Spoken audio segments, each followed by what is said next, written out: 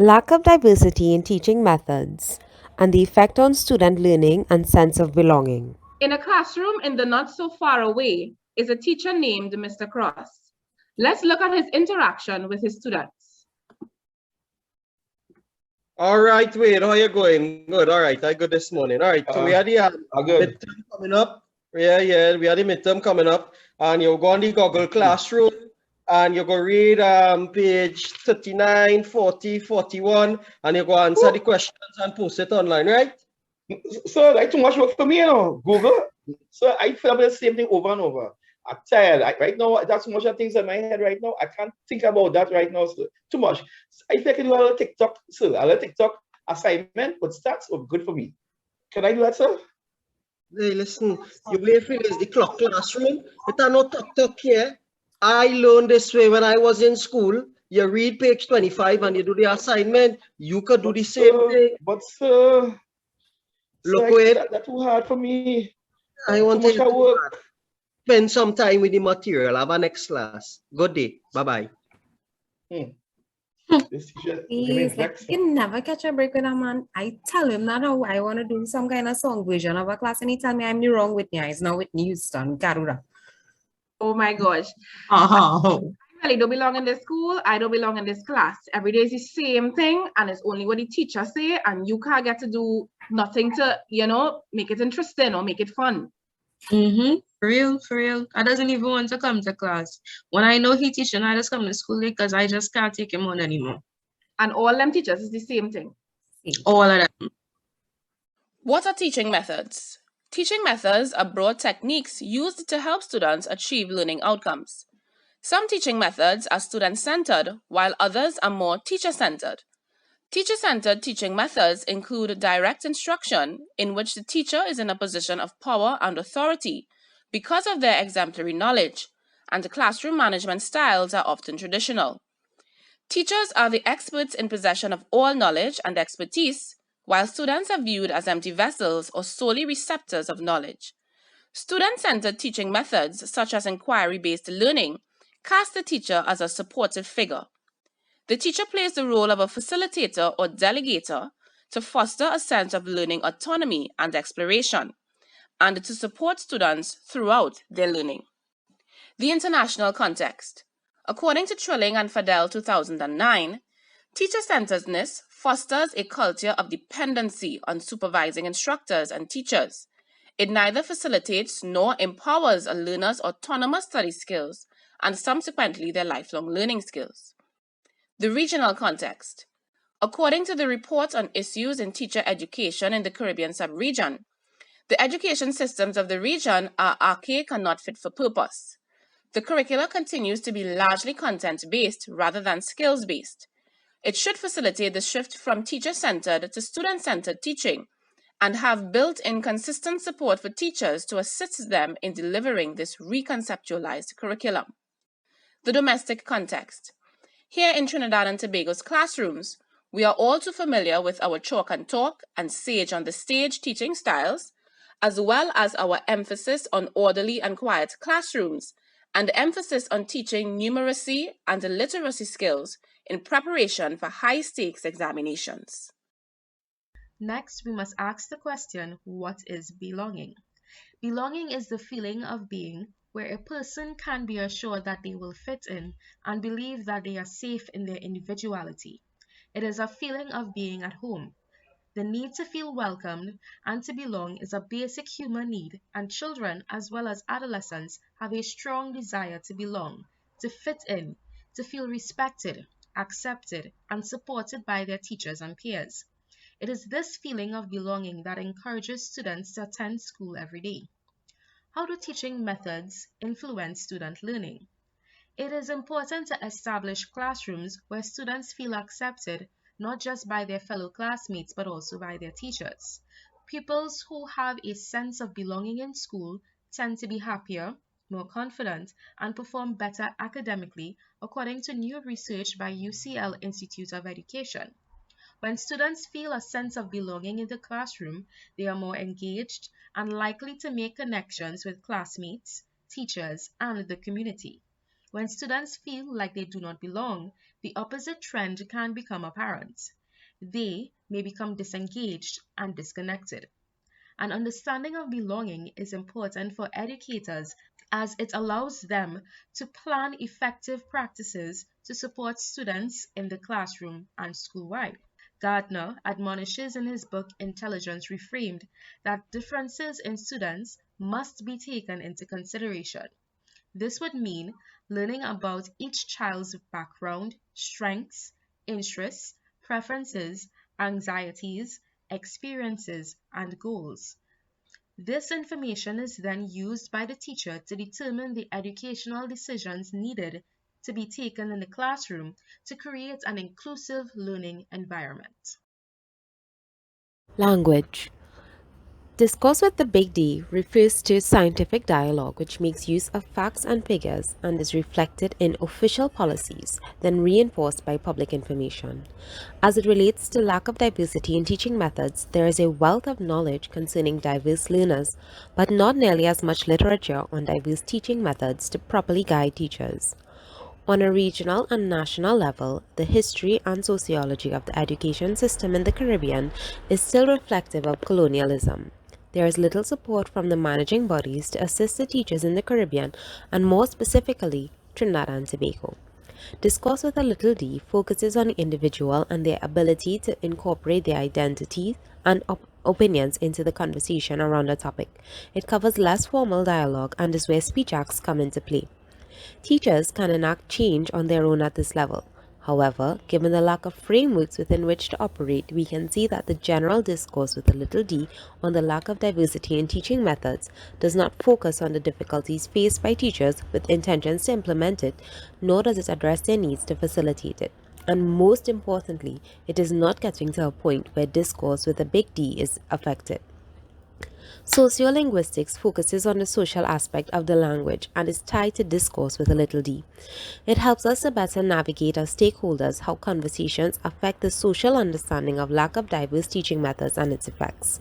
When teachers hear diverse teaching, they become apprehensive to its implementation as the assumption is extra work for persons who are already stretched thin.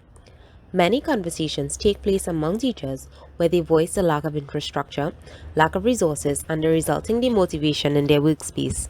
It is important to recognize these repercussions and identify the source of the lack of motivation encountered. We also have to consider from the student perspective, they often discuss the teacher's inability to teach or the lack of variety in teaching styles with their counterparts and even highlight it with other teachers. From the parents' perspective, they often communicate their children's lack of performance, and neither the students nor the parents understand the cause, not taking into account the diverse learning needs of the students. The administration has to address the issue of low-performing students and disgruntled teachers who are demotivated, who feel taken for granted, and the associated repercussions. In order to have a greater understanding, it is important to look at how language intersects with psychology, philosophy, sociology, as it applies to education, and the role they play in developing an ideal learning environment for the students through diverse teaching methods. Possible explanations for a lack of diversity in teaching methods, more specifically the primacy of teacher-centeredness in our education system, can be found in two major sociological theories. Functionalists like Talcott Parsons view school and wider society as judging us by the same universalistic and impersonal standards, as opposed to particularistic standards applied to us within the family. As such, schools function as a socializing agency to bridge the gap between the principles of the family and the principles of modern society. For Parsons, status is achieved through meritocratic principles grounded in the idea of sameness. Meritocracy places emphasis on equality of opportunity rather than equity in opportunity. Thus, a standardized approach to teaching that does not vary according to individual needs, as an equitable approach would necessitate, will emerge and be encouraged from this perspective. Davis and Moore, in their theory of role allocation, see inequality as necessary to ensure that the most important roles in society are filled by the most talented people. Otherwise, it will create an inefficient and a dangerous society. Education acts as a proving ground for ability. It sifts and sorts us accordingly. While they acknowledge that not everyone is equally talented, They think that it is necessary to reward the most able, that is, those who demonstrate the highest ability according to the set standards, with the highest qualifications, which gives them entry to the most important and highly rewarded positions, thus legitimizing the lack of diversity in teaching methods and encouraging singularity, which will sift and allocate roles accordingly. Marxists like Louis Althusser see education as an ideological tool for maintaining the capitalist ruling class position. Education, therefore, is based not in social solidarity, but in class division and capitalist exploitation, and functions to reproduce as well as legitimize a social class inequality. Hegemonic definitions of intelligence and its perceived expression are perpetuated by the school system. The dominant way of thinking about intelligence will ultimately inform the methods of teaching. If persons are persuaded to believe the dominant ideas of intelligence, then they will also accept that the resulting inequality based on its definition and practices are inevitable. So, rather than challenging the singularity of approaches to teaching and learning in the classroom, despite the poor outcomes, it will come to be maintained and upheld as the best way to determine who is deserving of high or low class positions. Bowles and Juntis see capitalism as requiring a workforce with the kind of attitudes, behavior, and personality suited to their role as alienated and exploited workers. Thus, the result is education oriented toward almost exclusively preparing students for employment and of only certain kinds. Therefore, there is no need to cultivate creativity and independence through diverse teaching methods because of the unstated aims to prepare students for particular job markets. Let us now examine the issue from a psychological perspective. In this animation here, we see a teacher communicating messages, and the methods are clearly not reaching the students. Psychologically, according to Brophy, the issue lies in the teacher-centered approach, which is rooted in the behaviorist or direct instruction method, where the teacher retains full control. Students don't actively participate. It is consistent with the traditional approach to education, where students are not allowed to express themselves. Why is this behaviorist method affecting learning for all? Gardner states central to the notion of an intelligence is the existence of one or more basic information processing operations or mechanisms which can deal with specific kinds of input. The kinds of input that must be appealed to are the linguistic, the logical, the spatial, bodily kinesthetic, musical, interpersonal, intrapersonal, and naturalistic intelligences. He conceptualized according to with John Dewey theories such as Piaget and Vygotsky that the behaviorist approach has many negative effects on the classroom. It promotes passive learning, book-centered students, it lacks creativity, it stifles brain development. Piaget, Vygotsky, and John Dewey agree that a uniform curriculum approach using old school methods only promote a center of gravity as the teacher, where things are rooted in the textbook, anywhere and everywhere except in the immediate instincts and activities of the child themselves. Gardner conceptualizes the psychological issue as illustrated in this animation, where content is being delivered using a behaviorist method. The students are not grasping the teaching methods, leading to confusion, and this subsequently leads to a breakdown in communication and psychological barriers. So why is diversity of the methods used so important? According to the UNDP, students must be able to publicly demand and support the development of policies promoting free, equitable, and quality education for all, require safe, accessible, and inclusive facilities, the learner is able to raise awareness of the importance of quality education for all. A humanistic and holistic approach to education is delivered.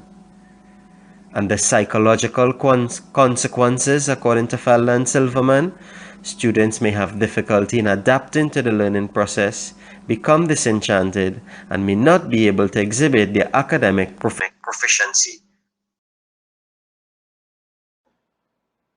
The following is a video of a teacher performing amazing handshakes. The students are dancing, they are different types of movements, they look excited and all smiling, having fun, including the teacher. On the other hand, we have the traditional handshake with its prescribed rule of grasping hands. The teacher in the video is allowing for creativity, individualism, and empowerment of students. Our teaching methods can be likened to the traditional handshake with its prescribed way of teaching and learning. Now, traditions are rooted in some form of philosophy, some form of reasoning and beliefs. When we speak of philosophy, a name that comes to mind is Plato. He proposed the allegory of the cave as a model for education and makes it clear that education in which students are passively receiving knowledge from teachers is not correct. In his depiction, prisoners are bounded with chains and being shown some content from puppets. The prisoners here can be likened to students and the puppet teachers, which makes for a very frustrating environment. Who wants to be a prisoner? Who wants to be chained? I'm asking questions like Plato. Traditional philosophies of education include essentialism and perennialism. Perennialism values knowledge that transcends time. It is concerned with the mastery of content with the main actors, the teachers on the stage. Essentialism focuses on traditional concepts, ideals, and skills essential to society, and that should be taught. There's no consideration for the ability, needs, and interests of learners. This is a common model in US public schools today, with students attending different classes for each period. Now, the curriculum now, however, you have back to basics approach in 4 hours, and the key here, you have non-academic subjects are not given priority. Inequity for students are so inclined. The curriculum planners also determine what's important without considering learners' interests, learning style, or backgrounds. What about instructions? Heavy use of textbooks, mastery of content, drills and lecture method. And what kind of assessment do we have? Standardized testing, paper and pencil. How is the classroom organized? Desks are arranged in rows. Students are expected to sit and listen and learn passively. So what are the implications now for this type of teaching and learning? Well, according to Kutnick, 2006, there are gender inequities in school achievement. There's also a limitation with respect to labor market opportunities. You have what is being taught in school cannot be applied to what happens in a job market. The Ministry of Education also saw problems of school dropouts, disparate retention among boys, and poor social skills. What they also found was that there are more attention being placed to high achieving females. A student's sense of belonging is an important academic achievement, and it begins with teachers in the classroom. An understanding of belonging is important to educators as it allows them to plan effective practices to support students in the classroom and school-wide. Pigeonholing students to a particular method of teaching and learning can deny students opportunities for intellectual growth and development. Therefore, it is the responsibility of the teacher to step away from teacher-centered approaches, understanding that this shift from a traditional classroom does not eliminate the teacher as the authoritative figure, but rather both educator and student share equal focus. In the traditional setting, students work alone and generally make their own decisions. But this approach hinders students from learning how to work with others, and their communication skills may suffer. This can ultimately lead to feelings of isolation, which may in turn affect their sense of belonging in school. Most students fail school not because they lack the necessary brain power to succeed, but rather because they feel alienated from others and the educational process taking place in the classroom. One step in the right direction may be the use of diversified teaching methods, gradually letting go of the traditional and opening the way for a student-centered approach that encourages deeper interaction with students and subsequently the possibility of increasing their sense of belonging as more student needs are met. Teaching is not a one-size-fits-all approach. Students do not look, sound, respond, or interact the same. Therefore, teaching should not be the application of a single method to meet the needs of a diverse group of learners.